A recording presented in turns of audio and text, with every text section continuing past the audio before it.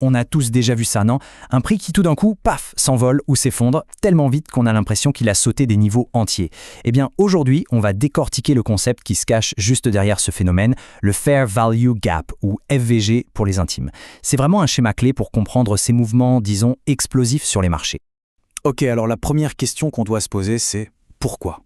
Pourquoi est-ce que le marché fait ça? Pourquoi il laisse des trous, des vides derrière lui sur les graphiques? C'est quand même curieux, non? Pour faire simple, imaginez une voiture de course. Elle accélère tellement fort qu'elle décolle presque au-dessus d'un nid de poule, sans que les pneus ne touchent vraiment le fond.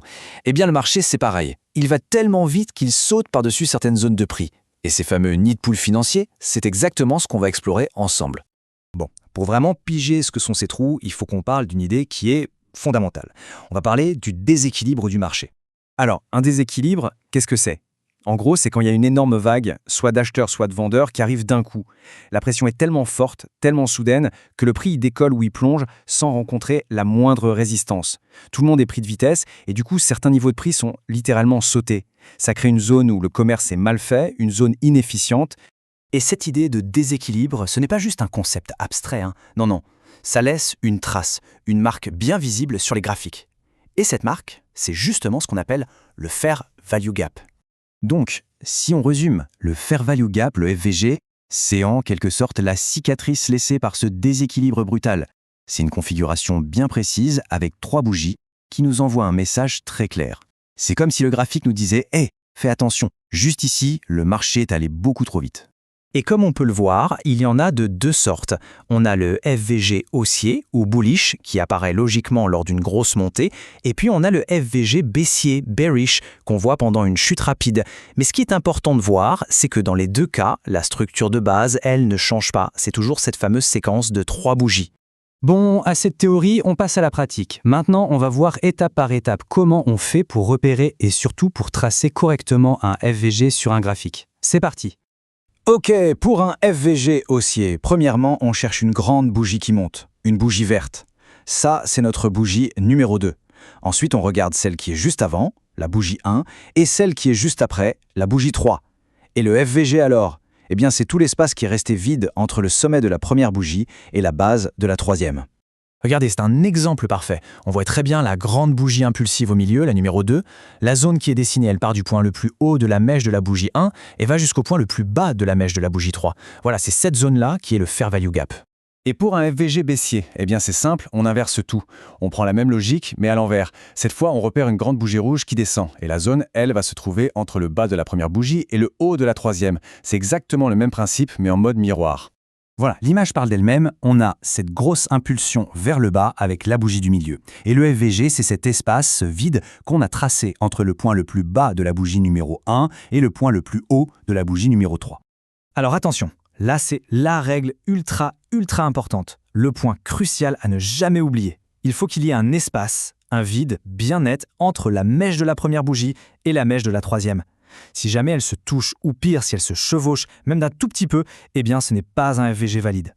C'est une vérification toute simple, mais elle est absolument essentielle.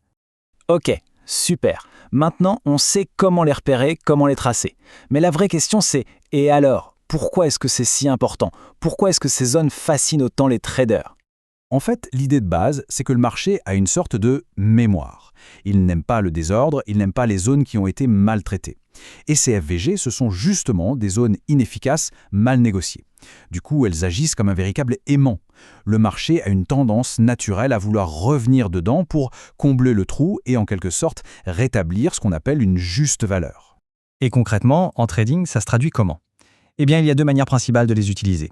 La première, c'est de les voir comme des zones d'entrée potentielles. On attend que le prix revienne dans le FVG pour prendre une position. La deuxième, c'est de les utiliser comme des zones de réaction.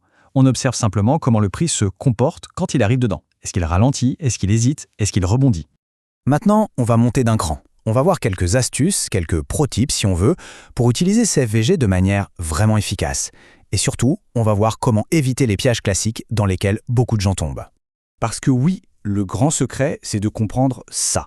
Tous les FVG ne sont pas égaux, loin de là. Il faut apprendre à faire le tri. Les FVG de haute qualité, les plus fiables, ce sont ceux qui apparaissent dans un contexte bien précis. Par exemple, juste après une cassure de structure importante, ou quand ils sont parfaitement alignés avec la tendance de fond et un niveau de support ou de résistance. Là, ça devient puissant. Et à l'inverse, voici les erreurs classiques à éviter à tout prix. Erreur numéro 1, en voir partout et en tracer des dizaines sur son graphique. C'est la meilleure façon de se noyer dans l'information. Erreur numéro 2, ignorer le contexte global, la tendance de fond. Prendre un FVG à contre-tendance, c'est jouer avec le feu. Et la troisième erreur, c'est de trader la zone aveuglément. Non, on attend toujours une confirmation, un signal qui nous montre que le marché réagit comme prévu. Allez, pour être sûr que tout est clair, on résume tout le processus en 5 étapes super simples. 1. On cherche une forte impulsion du prix. 2. On identifie notre fameuse séquence de 3 bougies. 3. On vérifie le point crucial, le vide entre les mèches 1 et 3. 4. On trace notre zone. Et 5, le plus important peut-être, on attend patiemment que le prix revienne tester cette zone. Voilà, maintenant la question n'est plus vraiment de savoir ce qu'est un FVG, la vraie question c'est, avec cet outil en plus, avec cette nouvelle façon de regarder les graphiques, quels déséquilibres, quelles histoires cachées du marché vont pouvoir être découvertes. C'est une nouvelle porte qui s'ouvre dans l'analyse,